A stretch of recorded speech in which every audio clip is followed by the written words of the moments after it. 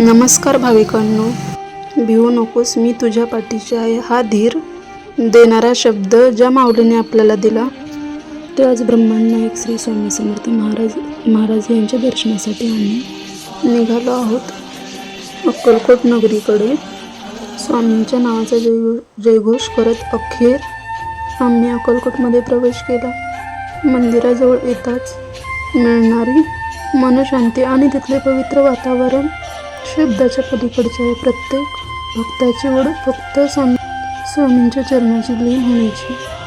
त्या ऐतिहासिक पवित्र वटवृक्षाचे दर्शन घेतले, ज्या वटवृक्षाखाली स्वामी बसायचे. डोळे मिटून जेव्हा स्वामींचे नाव घेतो तेव्हा मनातील सर्व चिंता दूर होतात. स्वामींचे रूप डोळ्यात साठवून घेताना मन भरून आले.